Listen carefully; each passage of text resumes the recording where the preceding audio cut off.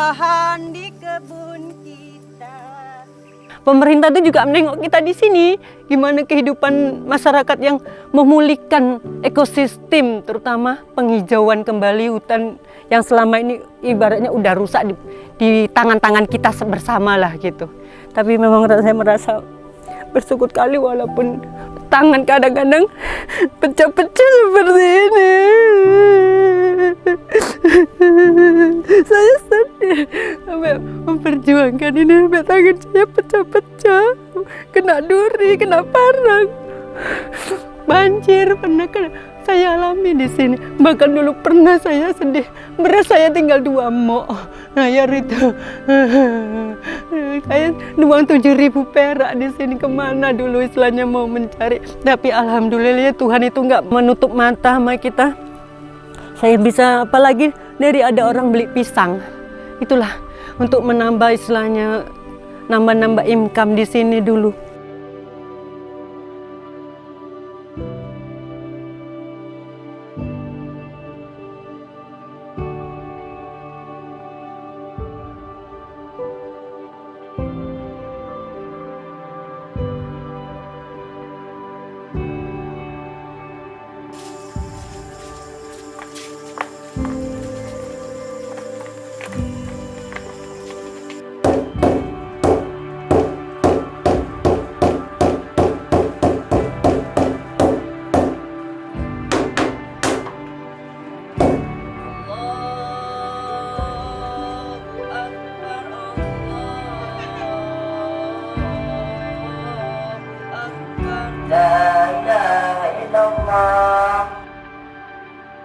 Awal kami bersinggungan dengan Sekoci ini adalah tahun 2018. Saya secara pribadi itu sering dilibatkan dalam diskusi-diskusi penyelesaian masalah perambahan di Besitang sampai ke daerah Pangkalan Siata. Salah satunya tentang Sekoci ini. Diskusi-diskusi tentang penyelesaian masalah Sekoci menarik bagi saya waktu itu karena sudah ada istilah perhutanan sosial, dan di Taman Nasional pendekatannya adalah kemitraan konservasi.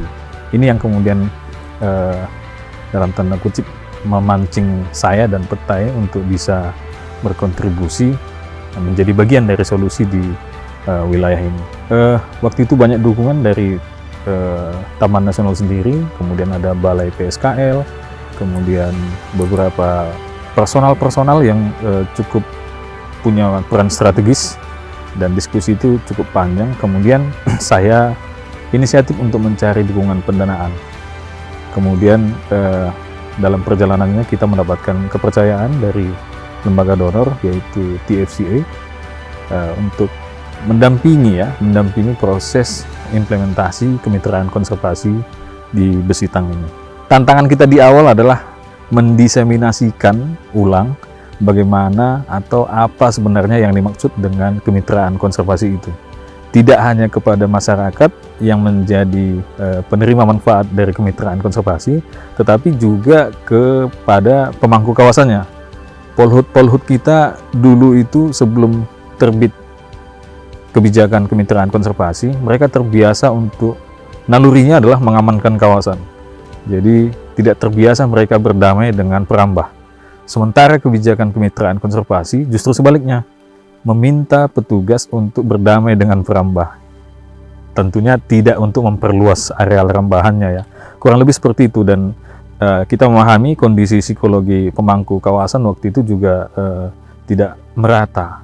Itu yang kemudian kita coba jawab permasalahan itu dengan memperkuat pemahaman baik di pemangku kawasan maupun di masyarakatnya. Tidak mudah memang, itulah yang harus kita hadapi.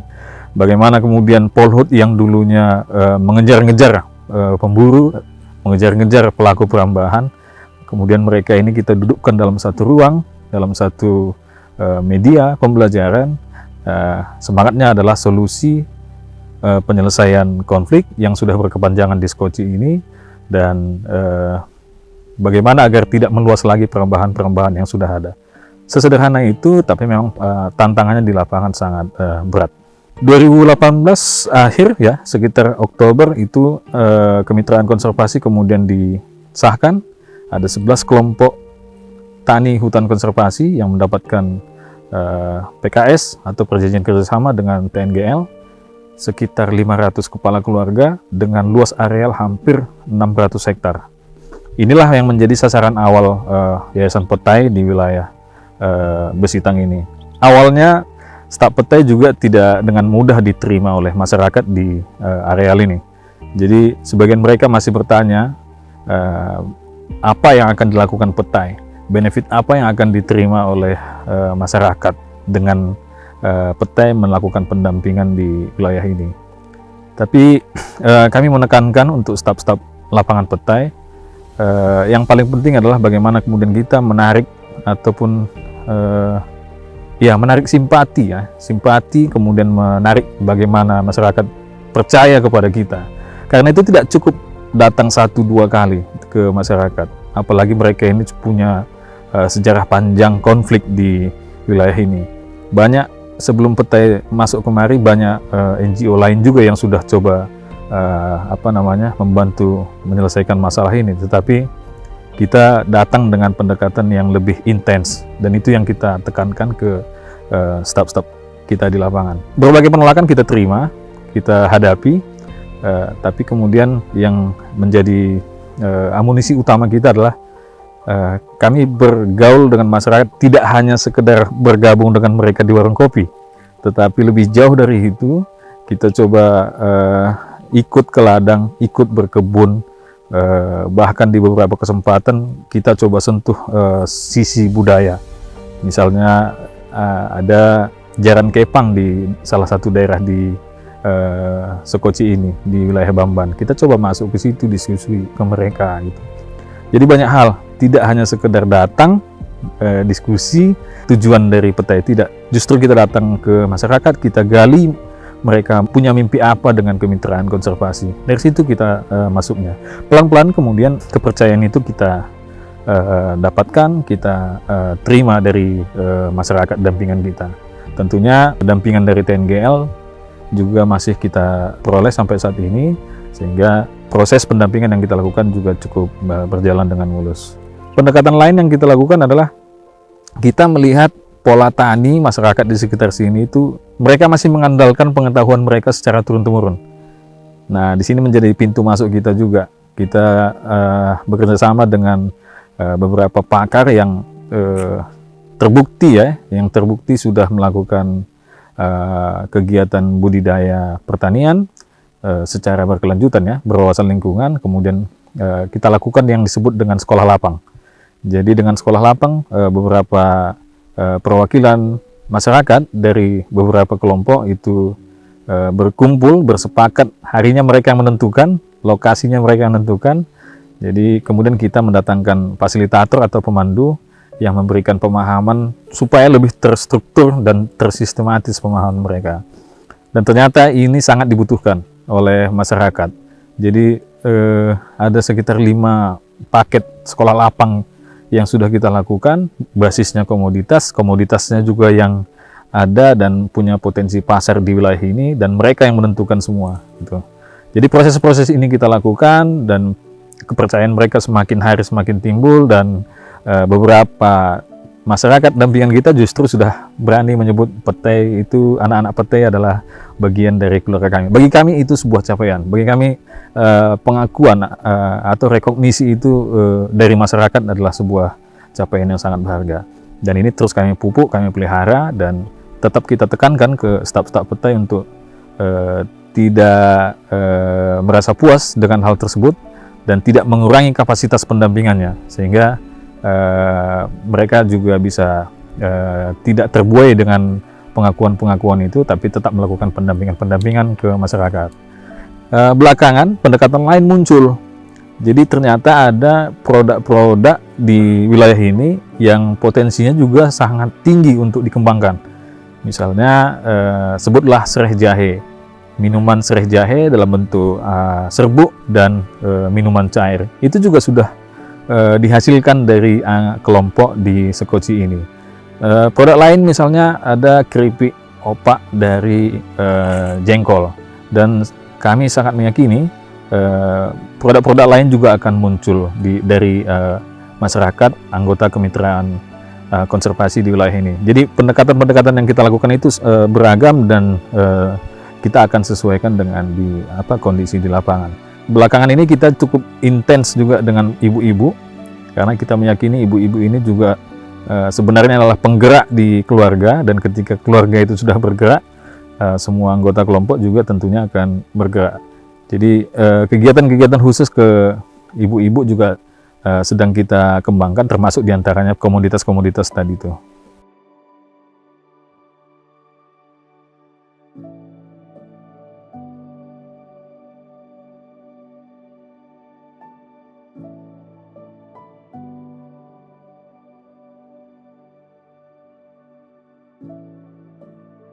Teh ini memang bagi saya memang ya alhamdulillah sangat membimbing, membantu kami. Untuk Sriwijaya ini sebenarnya kami bisa bilang kami berterima kasih Pak. Harapan kami masih mengharapkan PT untuk berkedudukan, membimbing dan mendampingin kami di KTAK ini. Karena memang PT besar kali dalam untuk membimbing kami di sini.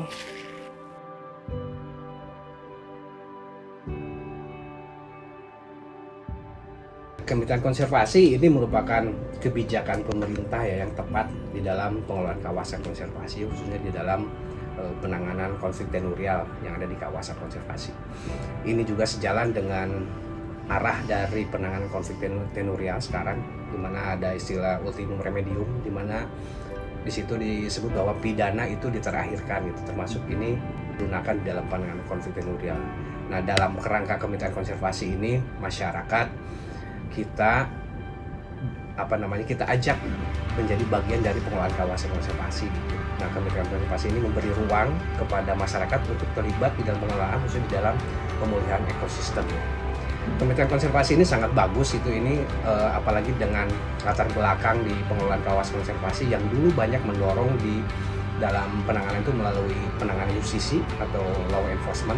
Nah, sekarang dengan kemitraan konservasi itu malah melakukan pendekatan ke masyarakat, itu bagaimana mereka mau terbuka komunikasi dengan petugas, kemudian mereka mau terlibat di dalam pengelolaan kawasan konservasi. Pengelolaan kawasan konservasi dengan melibatkan masyarakat ini tentunya tidak hanya di dalam kegiatan pemulihan ekosistem yang merupakan bagian dari kemitraan konservasi, ini masyarakat juga bisa terlibat di dalam perlindungan, di dalam kegiatan patroli, kemudian juga terhadap sosialisasi terhadap masyarakat atau pengamat lainnya. Sehingga ini kemitraan konservasi sangat memberikan ruang baik petugas ataupun penggarap untuk berkomunikasi dan membangun kegiatan-kegiatan pengelolaan kawasan konservasi.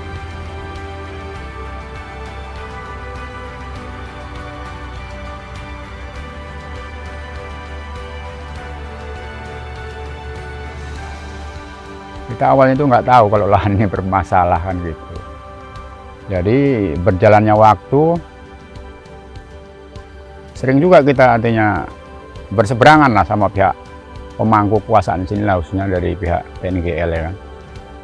Nah, dengan berjalannya waktu ada program, itu namanya perhutanan sosial. Makanya kita coba mengikuti program itu. Jadi dari awal pun kita sebelum mengarah ke perhutanan sosial melalui kemitraan konservasi, supaya kami di sini dapat diterima, kami sudah mencoba untuk membuat bibit yang sifatnya untuk pemulihan ekosistem lah, tanaman keras kan. Nah, jadi dengan lambat laun untuk mengarah ke hasil tadi kan lama, panjang. Jadi alhamdulillah kebetulan adalah lembaga-lembaga pendamping. Ya kalau sekarang ini yang jelas dari lembaga petai lah, dari situ adalah semacam pelatihan-pelatihan gitu. Jadi yang awalnya kita juga nggak mengerti yang namanya bertani, sehingga sedikit banyak kita bisalah belajar di situ. Misalnya dalam pengelolaan jangka pendek, jangka menengah gitu. Jadi Jadi kalau saya pribadi, ya sangat banyak manfaatnya karena udah saya rasakan. Yang pokok itu sebetulnya tanaman keras, tapi untuk menunjang menunggu tanaman keras kita kan butuh juga kebutuhan. Jadi kita mencoba lah ini berbuat tanaman yang namanya palawija. Karena dengan palawija ini kan jangka waktunya pendek. Jadi alhamdulillah lah, walaupun kita masih belajar, cuman sudah dapat lah untuk memenuhi kebutuhan keluarga.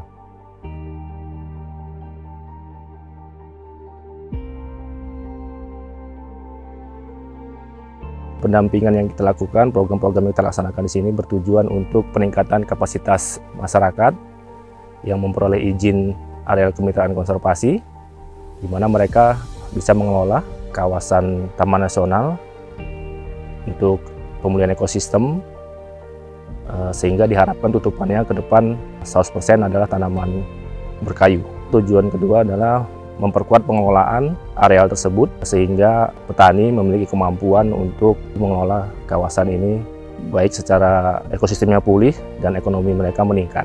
Lahan yang ada sekarang itu ternyata dapat dimanfaatkan dan beberapa orang tersebut juga sekarang sudah menggantungkan hidup untuk sekolah anak, untuk perbelanjaan sehari-hari dan sebagainya.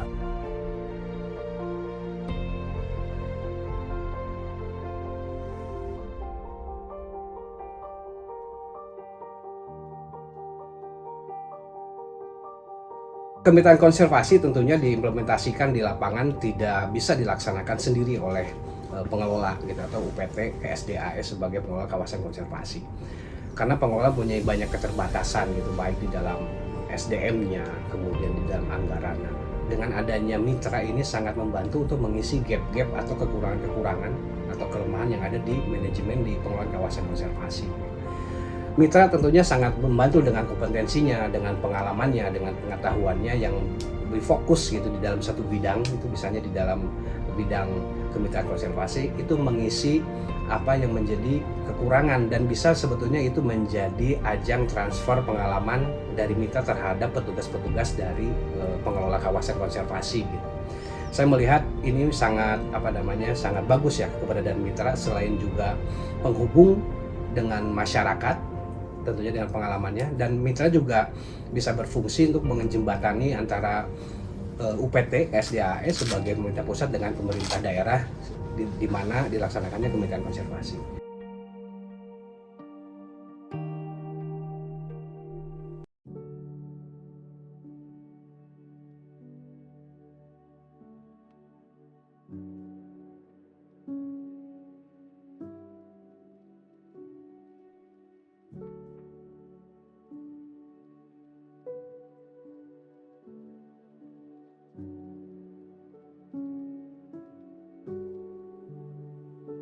Sangat membantu lah orang petai ini. Ya kami kalau bantuan itu kan kalau nggak ada bibit, kami minta mohon sama orang petai. Ya kami kan minta bantuan bibit, cara pengolahan nanam ini bagaimana kan. Caranya kita kan petani ini kan belum pengalaman. Jadi minta bimbingan dari orang petai lah gitulah. Kami jumlahnya 20 hektar. Satu orang pun kami nggak ada yang nanam sawit. Alhamdulillah kami namanya PTS semua. Kalau kami bangsa mau tanam sawit dari dulu kami tanam sawit. Cuma kami memang nggak ada ke situ pikiran kami. Kami wajib harus kami nanam PTS ini aja kami. Karena kan bukan menjanjikan, sawit ini kan nggak menjanjikan juga dia. Jadi tanaman yang kayak gini ini kan PTS dia kan menjanjikan juga. Bukan karena sawit dia menjanjikan, enggak.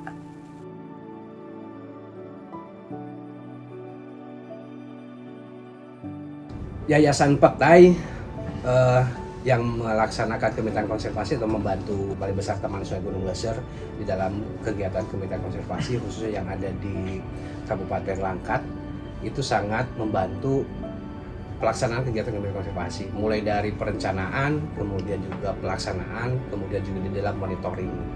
banyak sebetulnya yang sudah dilakukan petai di dalam Kementerian Konservasi di Taman Nasional Gunung Leuser.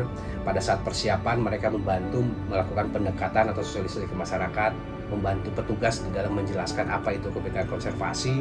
Kemudian pada saat pelaksanaannya bersama-sama dengan TNGL membantu menyediakan bibit untuk kegiatan pemulihan ekosistem yang dilaksanakan oleh kelompok tani hutan konservasi sebagai mitra konservasinya Balai Besar Taman Nasional Gunung Leuser. Dalam hal monitoring, Yayasan Petai dengan pengalaman dan pengetahuannya, kemudian juga dengan referensinya sanggup membangun namanya pedoman monitoring, sehingga itu menjadi pegangan teman-teman pelaksana Kemitraan Konservasi di Balai Besar Taman Nasional Gunung Leuser bagaimana melakukan kegiatan monitoring Kemitraan Konservasi di kawasan TNGL gitu. Itu sangat bagus dan menjadi gagasan sebetulnya bagaimana memberikan pedoman atau ruang-ruang kegiatan yang bisa dilakukan oleh masyarakat penggarap di dalam Kemitraan Konservasi. Di dalamnya selain dari kegiatan penggarap tentunya ada kegiatan patroli, bagaimana penggarap berperan di dalam kegiatan patroli tersebut, bagaimana petugas atau penggarap membantu mengamankan kawasan konservasi atau kawasan Taman Nasional Gunung Leuser. Dokumen rencana Kemitraan Konservasi itu memang dibangun menjadi perannya Balai Besar Taman Nasional Gunung Leuser, wewenang Balai Besar Taman Nasional Gunung Leuser untuk menyiapkan hal tersebut gitu.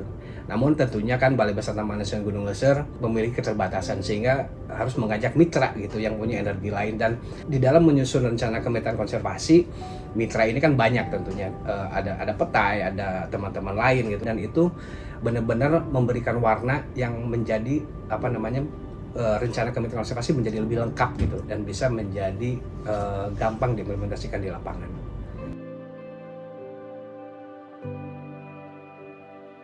Impian Petai saya kira sejalan dengan visi besarnya bahwa kontribusi kita dalam upaya meningkatkan kesejahteraan masyarakat, terutama masyarakat sekitar kawasan itu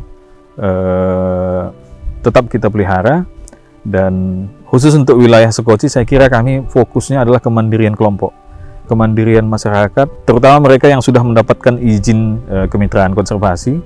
Jadi sudahlah tak perlu memikirkan penguasaan lahannya, kepemilikan lahannya, tapi fokus saja pada pengembangan atau pengelolaan arealnya. Dan kita Petai tentu masih akan mendampingi kelompok-kelompok ini nantinya. Harapan lain adalah skema-skema penyelesaian konflik di TNGL dan sekitarnya tidak hanya kemitraan konservasi. Beberapa daerah yang penyelesaiannya harus dengan penegakan hukum misalnya, kami juga berharap ini bisa diterapkan oleh pemerintah. Selain menekan perluasan perambahan, penegakan hukum dari pemerintah juga itu bisa berjalan.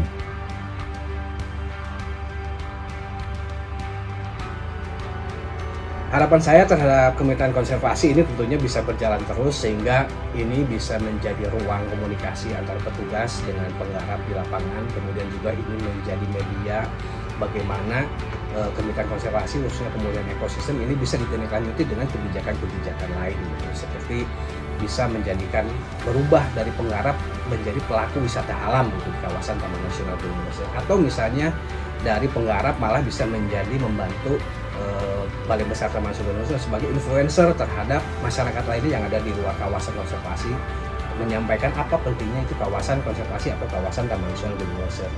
Nah kemudian ini juga Kemitraan Konservasi misalnya nanti kegiatan pemulihan ekosistem ini menghasilkan HBK, tentunya ini akan merubah masyarakat menjadi sebagai penghasil HBK tentunya dengan tetap menjaga kelestarian kawasan Taman Nasional Gunung Leuser. Pesan untuk pemangku kawasan untuk Balai Besar Taman Nasional Gunung Leuser harapannya bisa mengembangkan dari pengalaman melaksanakan Kemitraan Konservasi ini ataupun dari pengalaman kegiatan lainnya, khususnya yang dilaksanakan bersama-sama dengan mitra, tentunya banyak sekali pelajaran yang bisa diambil. Sumber daya manusia TNGL bisa berkembang itu dengan melihat apa yang kompeten dari mitra yang belum dimiliki oleh balai atau dimiliki oleh UPT gitu. Banyak sekali pengalaman kemudian pengetahuan yang diajarkan secara tidak langsung sebetulnya oleh mitra pada saat pelaksanaan kegiatan di lapangan. Itu harusnya direkam kemudian dilaksanakan oleh petugas dan itu bisa dikembangkan gitu. Tentunya dengan tujuan utama adalah menjaga kelestarian Taman Nasional Gunung Leuser. Itu yang pertama. Kemudian yang kedua tentunya pelaksanaan kegiatan tetap harus ada arahan kepedomannya. Sebagaimana Taman Nasional itu mempunyai rencana pengelolaan jangka panjang, itu harus dipegang dan benar-benar dijaga apa yang menjadi target dari pengelolaan. Dan ini ini adalah alat, sebetulnya rencana pengelolaan ini ada alat bagi semua pihak yang mau intervensi ke dalam kawasan Taman Nasional. Ini yang harus dilihat sehingga target-target itu bisa menjadi tanggung jawab bersama. Pesan untuk Petai, tetap bertahan, tetap sabar, dan tetap berusaha gitu. Saya yakin Petai dari awal sudah berkomunikasi dengan Taman Nasional Gunung Leser, menyampaikan visi misinya itu sangat cocok dengan rencana pengelolaan Taman Nasional Gunung Leser gitu. Karena Petai apa yang menjadi visinya juga sejalan dengan visi yang ada di Taman Nasional Gunung Leser. Harapan saya Petai tetap bisa bertahan, bisa menjadi lembaga yang lebih besar, tentunya dengan SDM yang lebih kompetensi, dan bisa menjadi juga tempat lapangan kerja masyarakat gitu. Itu harapan saya terhadap Petai.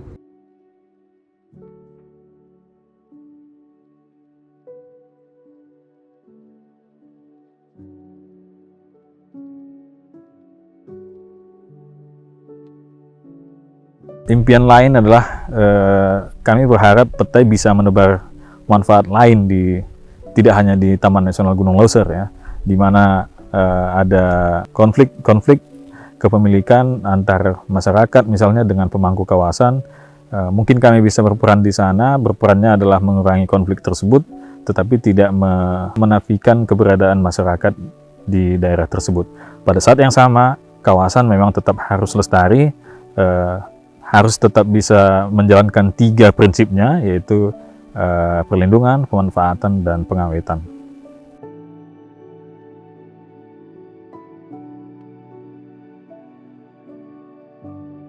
Yang berkesan bagi kami di sini, saya pribadi,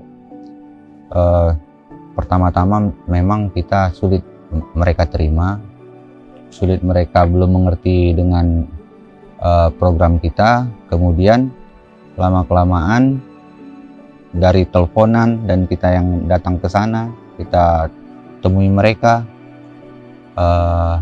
Setiap kita datang itu akhirnya mereka semakin ramah, disuguhkan kopi. Apabila ada yang panen hasil pertanian mereka, mereka pasti memberikan kita hasilnya itu untuk dibawa pulang sebagian. Jadi di sini yang paling berkesan itu mereka tidak lagi menganggap kita sebagai mitra, mereka menganggap kita sebagai keluarga sudah. Kedepannya walaupun nanti kita sudah tidak mendampingi di sini, masyarakat di sini itu tetap dengan mengikuti program pemerintah untuk menghijaukan dan juga melakukan pengamanan terhadap kawasan kemitraan.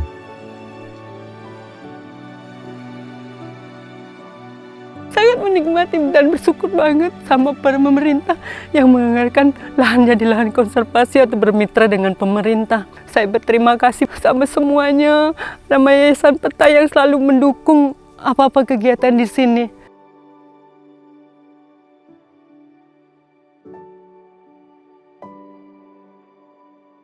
Kami kalau pulang ke rumah seminggu sekali. Tiap malam minggu kami pulang.